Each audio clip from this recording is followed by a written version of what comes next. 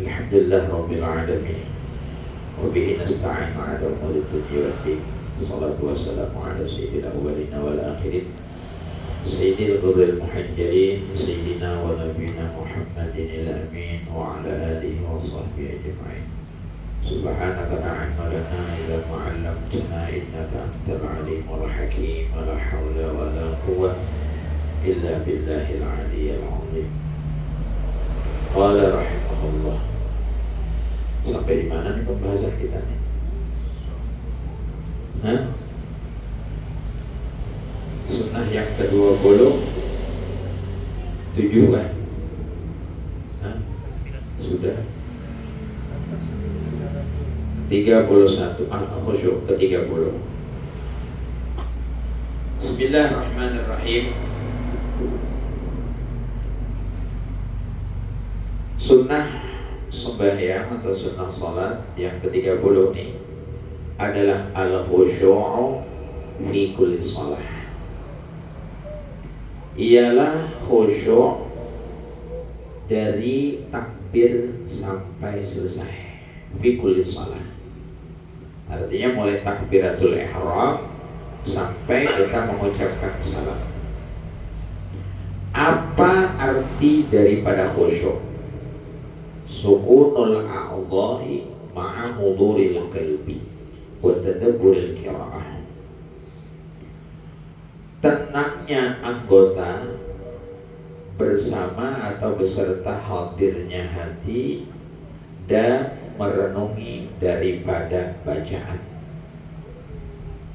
Jadi yang namanya khusyuk itu anggota kita itu tenang, diam.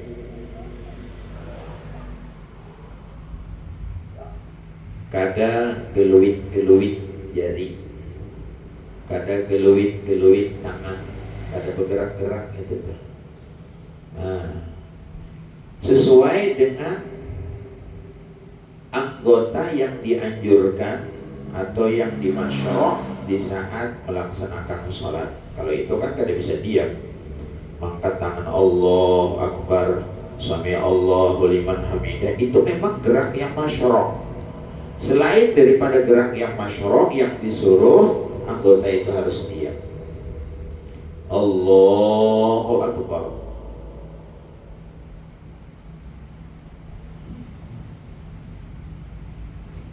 Bapak dijawab itu. Itu tuh. Itu kan kada masyru'. Ini yang biasanya lah, yang biasanya. Maaf. Kita sembahyang tuh. Sami Allahu liman hamidah. Kadang-kadang apakah ini? Atau bangkit daripada sujud Allahu Akbar. Nah, itu kada khusyuk adanya. Itu kada masyru', kada dianjurkan di dalam sembahyang. Jadi nang kayak apapun keadaan pakaian, yalah. Jangan hendak diperbaiki haratan sembahyang, biarkan terkecuali kalau itu terbuka aurat. Nah, kalau terbuka aurat, nah maka ditutup. Karena ada kaitan dengan apa? Syarat. Syarat harus dijaga daripada sunnah. Jadi harus diam anggota atau harus diam. Yang kawat ditahan, kalau timbul hendak bergaruk, tahan aja, hilang aja tuh. Jangan gatal di kepala, garuk kepala, gatal di paha, garuk ke paha, gatal dada, gatal belakang, garui aja. Orang menggarui aja kalian sembahyang, mana khusyuknya? Timbul rakaat kita kadang lagi 3, 4 kan, itu.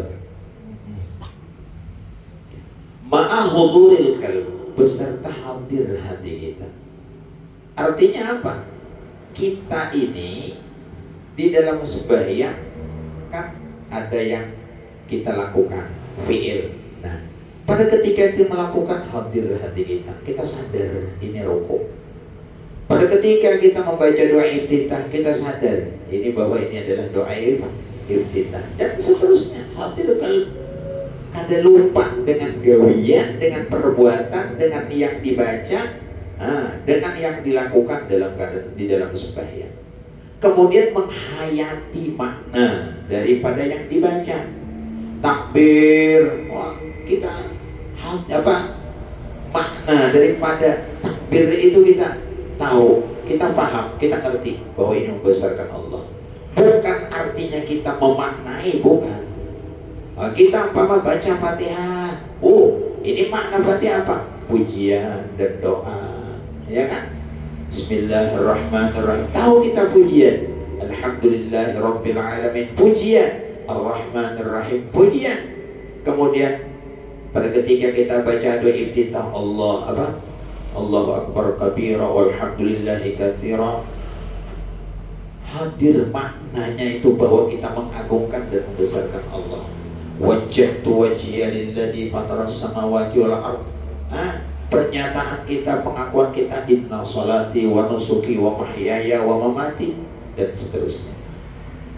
Ruku kita membaca subhan rabbil azim, subhan rabbil a'la, dan seterusnya. Bacaan ruku, bacaan sujud, tujuannya apa? Ta'zim kepada Allah. Itu makna tadabbur al-qiraah juga. Coba al-qiraah ini kan memang bacaan surah bacaan dalam Al-Quran, Fatihah, surah. Nah demikian juga menghadirkan daripada, mentadaburi daripada makna yang dibaca selain daripada Al-Quran. Ya memang kalau orang nak hudurul qalbi khusyuk ini kadang mau lupa dalam sembahyang. Ya bila lupa itu berarti hatinya kada hadir. Memang hati kita tuh memang sedikit ya berubah sudah.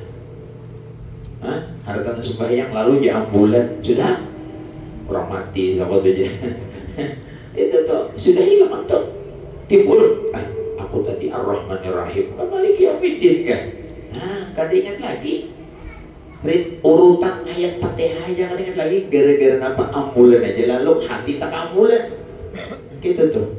Ada orang lewat gitu juga, lalu terlintas hati kita, siapa tadi yang lewat? Gitu tuh. Sudah, hilangkan kehadiran hati, kekhusyuan hati. Itu tuh kadang-kadang. Kalau sahabat dahulu daripada khusyuknya sembahyang. Jadi pada ketika kena anak panah itu, di saat dicabut di luar sembahyang itu terasa sakit. Jadi apabila meminta cabutakan anak panah atau datang sembahyang, Allahu Akbar, sudah tuntung sembahyang, kada merasa sudah kali cabutakan belum kan? Ternyata sudah. Ini khusyuknya sahabat dalam melaksanakan sembahyang. Kadada kita nang itu, ya daripada kadada dunia lalu-lalu dulu lawan sahabat tu nang itu, kada terasa anak panah yang menusuk di bahagian badannya itu pada ketika dicabut itu kada terasa. Haratan sembahyang, haratan sholat. Ada kita hanya akan lewat aja sudah merasa benar, kada takkan awak tuh, ya lah ambulan tadi hanya ngaung-ngaungnya aja, ya lebih. Sudah terganggu kita langsung sembahyang.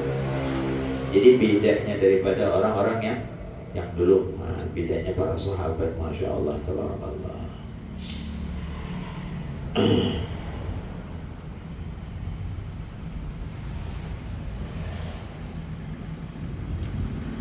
Jadi disebutkan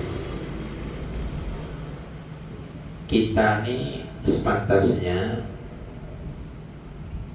untuk membebankan hadirnya hati di dalam sembahyang, kita paksakan. Jadi paksakan hadir hati dalam sembahyang. Paksakan bujur untuk hadir di dalam sembahyang itu. Jadi Allahu Akbar kabira walhamdulillahi katsira. Apa yang kita baca hadir di hati kita.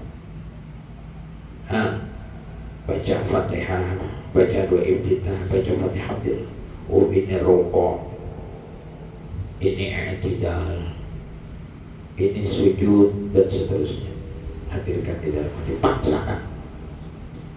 Jadi kalau sudah menjadi kebiasaan itu dengan sendirinya kan Jadi pada ketika kena hati ini terpindah, terpaling dengan sesuatu, dengan dengan hal yang bisa mengingatkan di dalam sembahyang, spontannya kena sadar langsung berbalik karena sudah kebiasaan. Tapi kalau orang yang ada kebiasaan sampai tuntung sembahyang, hanya sadar pada kada khusyuk, iyalah sudah tuntung sembahyang, hanya oh aku tuntung tadi nih, rakaatnya jangan ingat lagi baik. Cuman artinya sudah jadi kebiasaan lawan inya tuh kada khusyuk, timbul tuntungnya aja sembahyang. Nah, itu tuh. Jadi diusahakan untuk dipaksakan hadir hati itu. Jadi manakala kena tergelincir, manakala kena terpindah hati kita, terpaling hati kita, sudah kembalikan. Kalau kita kada kawa hadir itu, kada kawa khusyuk di dalam sembahyang sepenuhnya, kada kawa sepenuhnya khusyuk di dalam sembahyang, nah minimal di 3 tempat menurut sebahagian ba'dul ulama. Pada ketika kita membaca wajhtu wajhiya lilladzi, itu kan pernyataan kita bahwa kita ini menghadap Allah. Wajhtu wajhiya, aku hadapkan diriku, lilladzi, kepada Allah. Karena pernyataan inna salati, salatku, wa nusuki, ibadahku, wa mahyaya, wa mati, hidupku, matiku hanya untuk Allah. Nah ini itu yang dihadirkan. Itu yang pertama. Yang kedua, di saat kita membaca iyyaka na'budu wa iyyaka nasta'in, artinya ibadah itu hanya kepada Allah dan meminta pertolongan itu juga hanya kepada Allah. Na'budu kepada Allah, nasta'in kepada Allah. Ini penguatan tauhid kita kepada Allah Subhanahu wa taala. Nah, kemudian pada ketika kita mengucapkan salam, assalamualaikum, artinya pada ketika menutup, nah, di situ kita sadar kita mengucapkan salam. Minimal 3 itu. Nah, kalau bisa dari awal itu. Minimal 3 kalau bisa dari awal.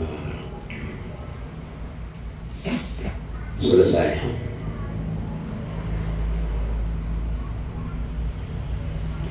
Kemudian sunnah yang berikutnya adalah at-tazayyun wa tajammul. At-tazayyun berhias, wa tajammul dan berpenampilan yang bagus di dalam sembahyang. Rapi penampilan, bersih penampilan, iyalah. Itu dianjurkan di dalam sembahyang, at-tazayyun wa tajammul. Jangan pengantin aja rapi benar, menghadapi manusia aja rapi benar, sudah lawan Tuhan seadanya.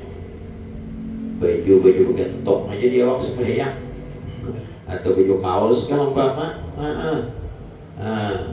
rapi-rapi. At-tazayyun wa tajammul, pakai peci, pakai baju koko, ya, pakai sarung kalau bisa gamis atau baju jubah. Di antaranya at-tazayyun dan tajammul ini disebutkan di sini. Yang pertama, lubusul imamah, memakai sorban, melilit di kepala. Kira-kira kan ada gawinya ini deh. Ini kelas orang yang punya ilmu aja ya lah, orang yang berilmu tuh. Padahal sebenarnya memang berilmu kada berilmu sama, dalam arti itu orang yang alim, orang yang kada alim kan sama. Sebenarnya imamah itu disunatkan di dalam sembahyang. Yang kedua, lubusur rida, nah memakai selendang. Lubusur rida, memakai selendang. Apalagi lubusur jubah, memakai jubah. Nah, ini 3 macam nih kadang pakainya nih. Lubusul khatam, memakai cincin. Nah, kemudian apa? Lubusul tailasan, memakai tailasan. Biasa orang yang hanya datang haji biasanya tailasan tuh. Nah, iyalah, warna kuning atau warna hirang ada gitu. Ini masih lah. Tailasan dipakai orang jarang-jarang lah. Karena baju gamis orang datang haji umrah. Kadang kayak bahari pak, baju-baju rano tuh habis-habisan datang haji bahari itu. Karena orang bahari itu berhaji itu dasar baju perjuangan bang. Kalau ini nang kayak kabenjer aja berhaji. Orang bawa umrah naik ke Benjer aja lagi. Apalagi at-tatayyub, berharum-harum atau berwangi-wangi.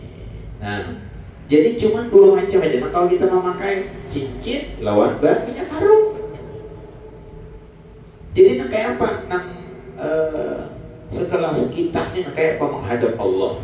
Minimal dengan pakaian yang rapi, dengan baju kuku, ya, dengan kimah yang rapi, gitu tuh, dengan kopiah yang rapi, dengan sarung yang rapi, minimalnya gitu. Jangan berbaju kaos ini sembahyang. Nah itu tuh, jangan juga berselawar, apalagi selawar katok sembahyang. Walaupun sah aja kan sembahyang atau penting tertutup aurat. Cuman itu namanya tidak memakai adab karena di hadapan Allah. Nah jadi kesimpulannya itu yang penting kita menghadap Allah itu bil adab, bil akhlak, iyalah. Nah ya tadi itu, yakni adalah bitazayyun wa tajammul. Artinya dengan penampilan itu sudah bermas kita, sudah sudah bagus kita. Nah, daripada orang nang kada karuan sembahyangnya, nang berselawar, gitu maksudnya berselawar. Nah, selawar katok umpama pulang, bajunya kaos sembahyang. Nah, itu kada tajammul, kada rapi. Jadi kita bandingkan aja pada ketika kita mau menghadap manusia lah. Dengan Allah lebih lagi, gitu tuh. Nah, dengan pakaian yang bersih, dengan wangi, dengan harum. Jangan seadanya menghadap Tuhan. Ini sudah menghadap Tuhan seadanya, tapi menghadap manusia samprot higa habis harum, sepanjangan harum. Nah, jangan sudah menghadap Allah kada hendak minyak harum.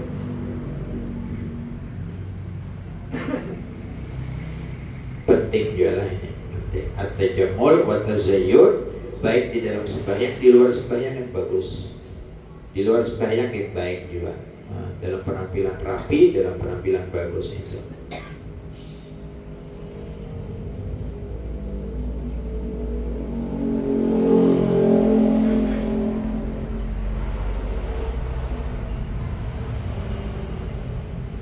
Kalau kita telah di jalan puloi-puloi lawan bebejo kira-kira mana bungasnya? Paham lebih puloi-puloi gitu. Puloi-puloi kan sing bajuan memang. Sanono baju kaos digantong di bahu. Banyak-banyak kasih tau kemarin. Pusat benama sapal segi 4 kelihatan pusat memang. Nah, belum parah lagi. Itu jangan sapal segi 4. Nah, baiklah itu ada baiklah. Nah, gitu tuh. Nanti pada ketika kita berbaju rapi, ya, berjalan, berpenampilan rapi bagus. Nah, ini kayak apa kira-kira? Nah, itu kan juga apalagi menghadap Allah. At-tazayyun wa tajammul.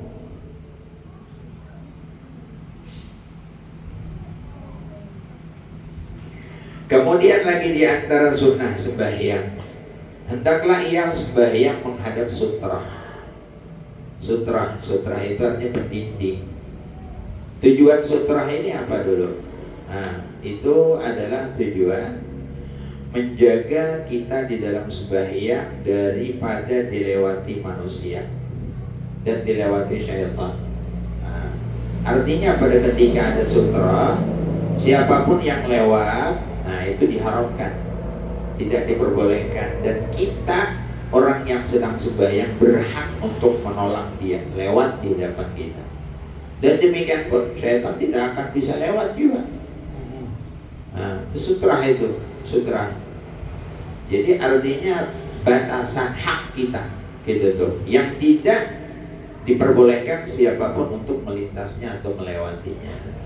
Nah, cuman kadar sutra ini kayak apa? Yang mana sutra itu adalah hak bagi kita, yang pada ketika orang lewat kita boleh untuk mencegahnya. Nah, ini yang perlu. Yang pertama dulu sutra itu, tingkatan sutra ini, tingkatan sutra. Tingkatan sutra itu disebutkan di dalam ini adalah syakhisun au jidar au sariyah la yanqusu irtifa'u dzalik an thulutsai dhira' wa la yab'udu anhu aktsara min thalathati adru'in.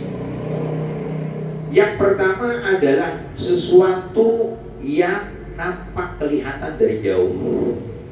Artinya beurang, jelas, nampak. Makanya dikatakan sebagai syakhis, yakni syakhsun, artinya jelas seperti mana orang, ataupun tembok, ataupun tiang. Ini semuanya nih ganal berataan nih, artinya dari jauh kelihatan sudah. Atau sesuatu benda apapun yang ganal, seperti mana batu besar umpama bisa, atau tembok, dinding, iya, seperti mana tiang, iya. Nah, kemudian syaratnya itu jangan kurang daripada 2/3 hasta. Bendanya tadi, jangan kurang daripada 2/3 hasta, dan jarak antara dia dan antara sutra tersebut jangan lebih daripada 3 hasta. Bila inya kurang, bila inya jauh, walaupun itu ada di hadapannya, itu sama hukumnya tidak ada. Ini contoh. Ini umpama tembok, ini kan jarak. Nah, jarak. Memang ukurannya tinggi, tapi jarak antara inya lawan antara itu 3 hasta lebih. Ini hasta ini. Ini hasta. Jadi lebih daripada 3 hasta ini jaraknya. Anggaplah umpama 1,5 meter. Kalau setengah hasta ini 60.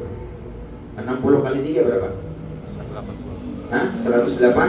Nah, bilanya 2 meter berarti lebih. Bilanya antara inya lawan tembok tadi 2 meter berarti sama hukumnya lain sutrah itu. Berarti orang boleh lewat, inya kada berhak untuk mencegah. Tapi pada ketika inya parak lawan ini, ada orang lewat, dia boleh mencegah. Bahkan yang membunuh boleh ya. Karena haknya tuh, haknya. Jadi kada boleh dilewati karena haknya antara sutrah dengan inya sembahyang tadi. Malah di dalam kitab itu hatta dia boleh untuk membunuh orang tersebut karena hanya punya hak itu. Cuman jangan juga nanti terang kita. Nah, kemudian pulang berapa tadi? 2/3. Ini berapa nih? Nah, ini 2/3 lah kurang lebih lah. Harus dibagi 1/3 dibagi 3. Minimal 2/3. Berapa? 40 adalah 40. Nah, kalau 40 cukup. 40. Dari jauh kelihatan. Nah, boleh dijadikan sutra itu. Atau ada dedampar, angkat dedampar, angkat di muka. Atau biasa di masjid lagi sutra ada kan? Biasanya papan yang gini kan, nyala. Wah, ini kan nang olahan Jawa nang baukir itu. Wah, ada batah lagi itu. Sutra namanya itu. Bilang ada anak pemuda dedampar anak itu. Kenapa kah hendak? Termasuk aja rolling karena keadaan anak rolling di muka. Atau tas kah? Pama kita kan tas. Nah, ukurannya 2/3. Kita anak sembahyang pama kan di masjid mana anak tas bukan? Nah, sekira-kira 2/3 hasta, 2/3. Nah, jaraknya lah antara inya lawan antara sutra tadi jangan lebih daripada 3 hasta. Bila lebih 3 hasta itu tidak dikatakan sutrah bagi dia. Yang kedua, menancapkan ia akan tongkat, bilah atau tongkat. Kita umpama sembahyang kalau di rumah karena mau ditajak-tajak nenek. Terkejut sembahyang waktu kita apa namanya itu? Rela ke gunung umpama kan? Ya di tanah lapang umpama kan. Nah itu tuh orang-orang pramuka itu kan. Bila anak sembahyang pakai apa caranya? Bila menghadap pohon, pas pohonnya terserah, atau menghadap kimahnya terserah. Amunnya kada dapat tajak tongkat. Hendak tongkat di hadapan, tajak tongkat, tajak bilah. Bila kada jua hendaklah ia menghampar sejedah. Sejedah membawa sejedah. Ini urutannya. Sejedah di bawah. Tartibnya nih sejedah. Berarti kalau kita lah kawah aja menajak tongkat, lantas dengan kita menggunakan sejedah, berarti sejedah itu kan termasuk sutra. Bila memang anak bersejadah juga supaya nyaman, supaya empuk, tajak pulang tongkat di hadapan. Kalau kita kadang menghadap kimah nih kan, atau menghadap pohon kah, iyalah. Nah, tajak tongkat biar bersejadah atau berlapik. Jadi kalau kau semata-mata sejadah aja. Nah, karena ini urutannya nih gitu. Nah, jadi urutannya tembok, artinya sesuatu yang kelihatan dari jauh. Kemudian baru tongkat, yang ketiga baru sejadah. Urutannya nih. Bila kita melangkah kepada yang sebelumnya, sedangkan sesudah apa? Kalau kita melangkah kepada setelahnya, sedangkan sebelumnya kita mampu. Nah, ini dihukumkan yang kita lakukan itu tidak dikatakan sutra. Seperti mana kita orang sejadah tadi, ini contohnya maaf-maaflah di masjid. Kita di masjid, selama kita tahu menghadap tihang, menghadap tihang dulu. Tapi kalau tihang ini pada padat, pada tahan, pemasudahan, nah itu tuh. Najak tongkat kira-kira ada kawan di masjid nah sejadah jadi orang. Nah sejadah itu tuh urutannya. Tapi bila kita kasih sejadah berdahulu, berarti orang boleh aja lewat di hadapan kita. Boleh aja lewat di hadapan kita tuh. Karena kita masih kawal untuk apa artinya tingkatan yang sebelumnya. Nah, harus gitu tuh. Jadi bila kita hendak menyunat itu cari tihang, cari tembok, cari dinding. Itu tuh ima di higa atau di muka terserah. Mau di muka iya, di higa pak sama aja juga. Mohon sepanjangan hati ibu di higa.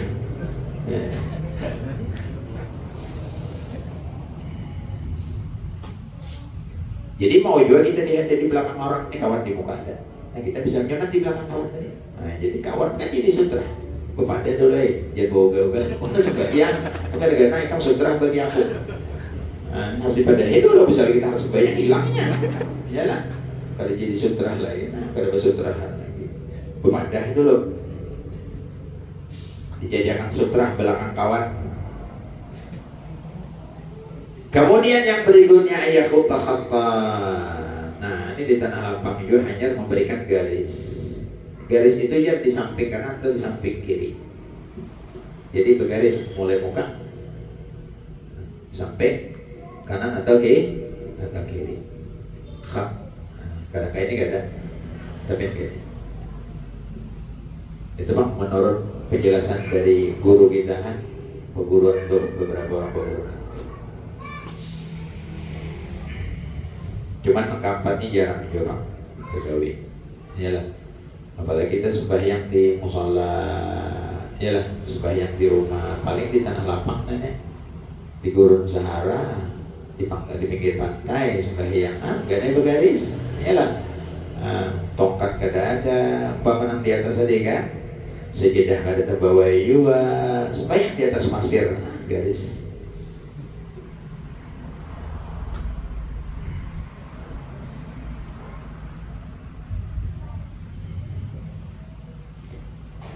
Kemudian yang afdal pada sutrah itu di sebelah kanan atau di sebelah kiri. Ada kita di hadapan. Padahal yang afdal itu anak sutrah itu di sebelah kanan atau sebelah kiri. Kada di hadapan, gimana? Sini. Nah, jadi kita rata-rata di hadapan beratnya lah. Pengen beratnya. Atau di sini, anak kursi di sini berarti ada di hadapan. Afdalnya kan, afdal. Tapi kita kalau kita mandek di muka pak, boleh aja, sutra aja tetap cuma nih afdal. Berarti artinya tambahan pahala. Afdalnya itu. Kita rata-rata sutra di mana deh di musola tuh, di muka berada. Kadang di samping. Nah, cuma kita temukan yaitu daerah Muara Montai kalau ada salah. Jadi Muara Montai itu ada salah satu di antara masjid, kita pernah sembahyang di situ. Wah, pemandang, entah lagi. Sini ada. Nah, jadi kanan kiri kan pemandang, imamnya ada mana? Ada betah lagi itu kanan kiri di muka pula. Ada betah masuk lagi anjing. Ya.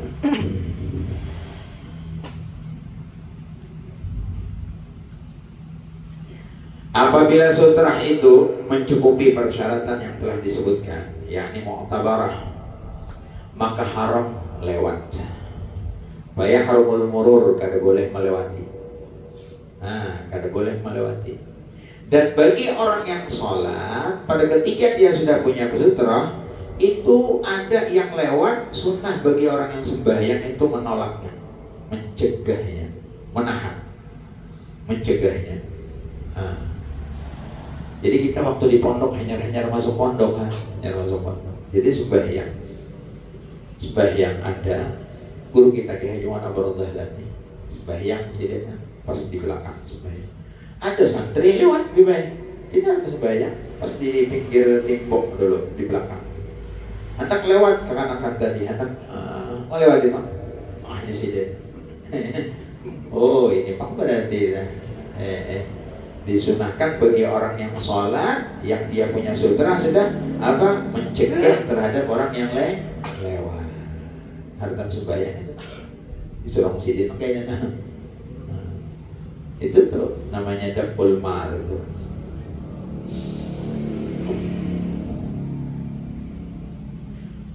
Kemudian apabila tidak ada sutrah yang mu'tabarah, artinya kada ada sutrah yang mencukupi dengan persyaratan tuh, maka lewat tuh hukumnya makruh. Tapi bila namanya mencukupi persyaratan tuh haram lewat. Kayak tadi kan ada sutrah dan sebagainya, dilewati haram. Tapi kalau ini akan ada sutrah yang mencukupi persyaratan itu makruh dilewati. Dan bagi orang yang sembahyang itu kada boleh untuk menolaknya, karena taksir dari dia, lalai dari dia. Kenapa kada pakai sutrah? Kenapa dia punya sutrah yang kada mencukupi syarat? Artinya kelalaian lawan orang yang sembahyang. Makanya kada boleh untuk nolaknya.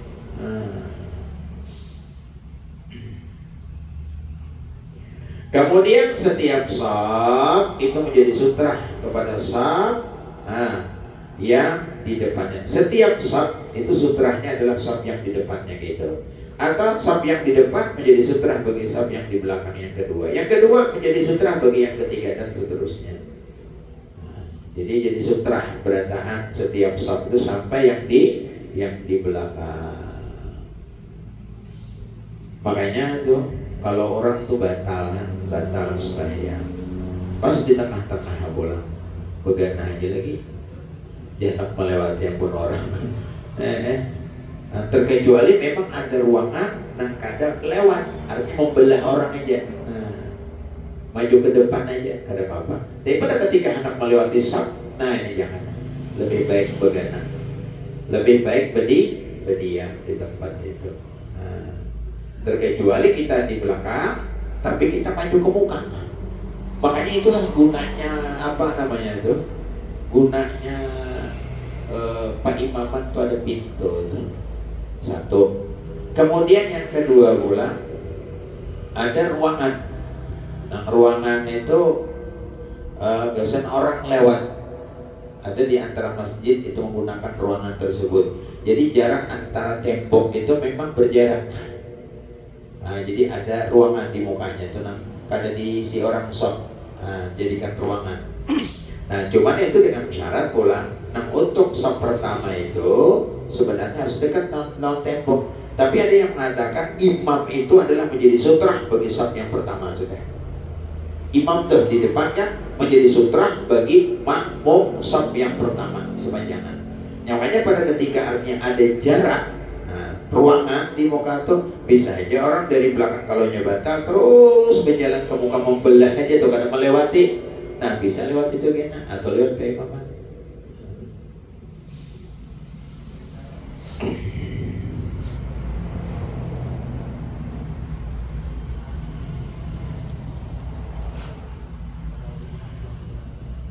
Kemudian dijelaskan di dalam kitab ini. Ini penting nih. Boleh lewat di hadapan orang yang sholat beserta adanya sutrah. Artinya orang yang sembahyang ini punya sutrah itu memang mencukupi persyaratan, tapi boleh dilewati. Satu, apabila di tanah haram Mekah ini dan di tempat tawab, artinya kelaluan orang. Nah, kelaluan orang. Jadi kalau kita telah sembahyang, sembahyang sunnah, apa ngarep sunnah tawab. Habis tawab kan sunnah Allah tuh, mundur kita ke belakang, iyalah. Tapi masih apa ngarannya tempat orang tawab. Jadi andai kata kita sembahyang, walaupun ada sutra, walaupun ada tasbih, walaupun ada sutra, boleh orang lewat situ. Nah, karena kita sembahyang itu di tempat orang tawaf. Nah, itu ada haram orang melewati. Yang kedua, apabila orang yang sholat itu lalai, yakni sholatnya di tengah jalan, di hadapan pintu sembahyang. Kelaluan orang sembahyang di higa lawang, gitu. Sembahyang di higa lawang, nah, sembahyangnya di situ tuh. Nah, kelewatan orang.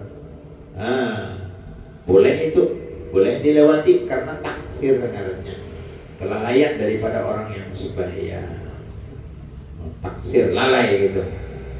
Kemudian yang ketiga, yang boleh dilewati orang yang sembahyang walaupun ada sutra, kalau orang yang di belakang ini melihat ada kosong di depan, sedangkan orang yang di belakang kosong tuh kadang ada yang memasukinya.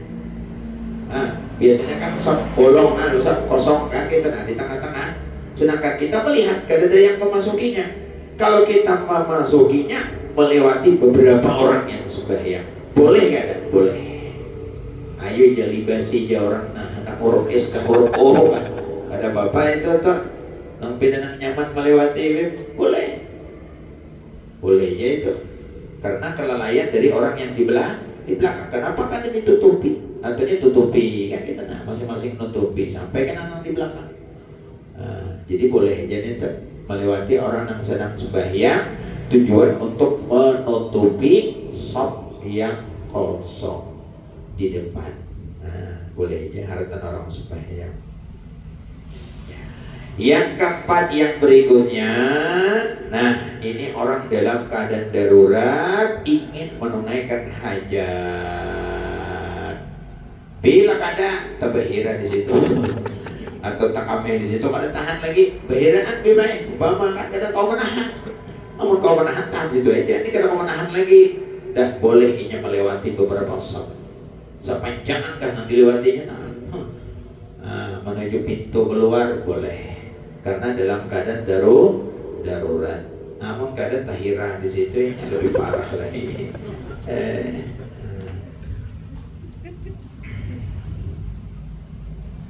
Nah, habis mengenai tentang sunnah-sunnah sembahyang.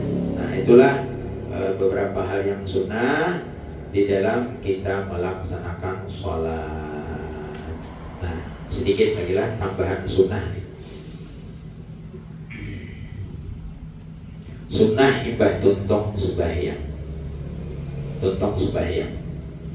Biar tambahan sedikit. Yang pertama istighfar 3 kali. Astagfirullah, astagfirullah, astagfirullah, minimal.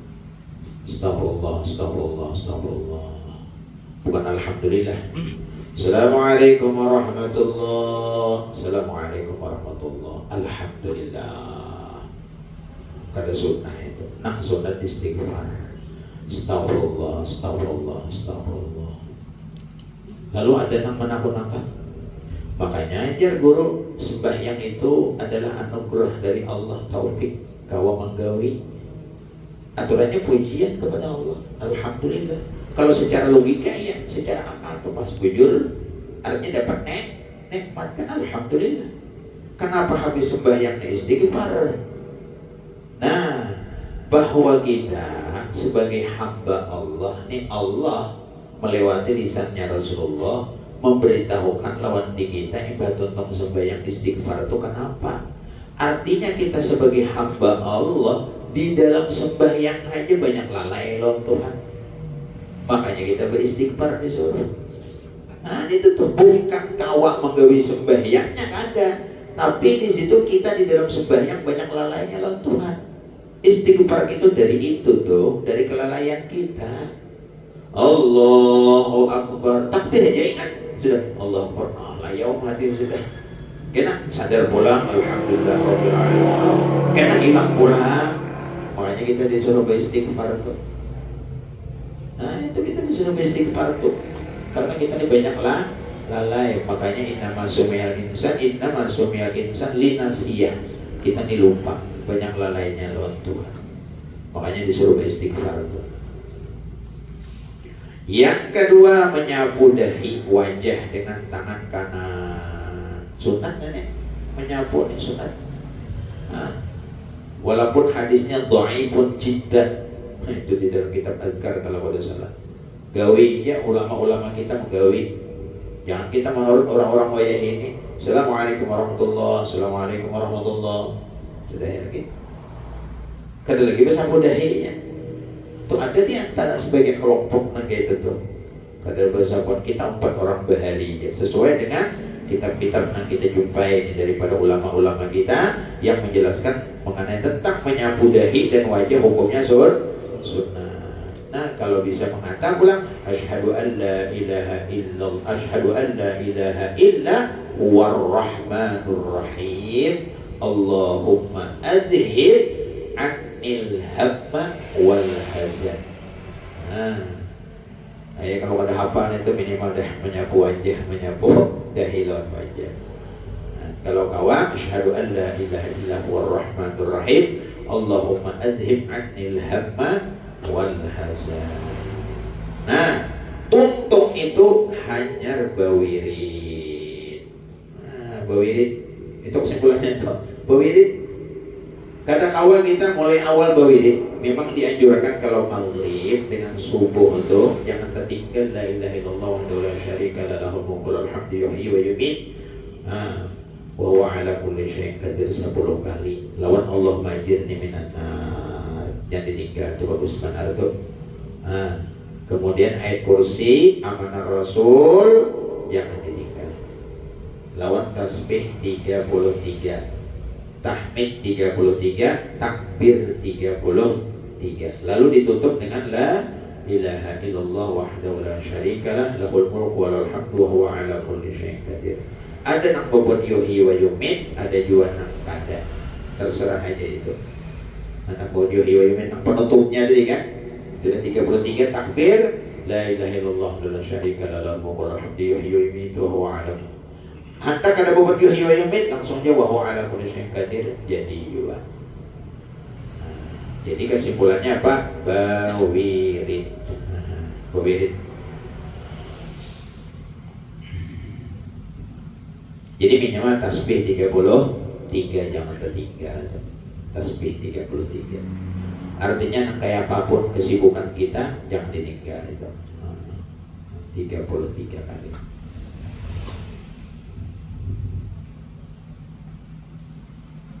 Kemudian hal-hal yang dimakruhkan di dalam sembahyang insyaallah akan kita lanjutkan kembali pertemuan yang berikutnya. Mudah-mudahan diberikan kesehatan oleh Allah, diberikan panjang umur sehingga kita kembali lagi bisa kembali lagi untuk bertemu untuk melanjutkan kajian kita. Wallahu a'lam bishawab. Semoga manfaat bahwa kita seberata. Al-Fatihah. Bismillahirrahmanirrahim. Alhamdulillahirabbil alamin. Arrahmanirrahim. Maliki yaumiddin. Iyyaka na'budu wa iyyaka nasta'in.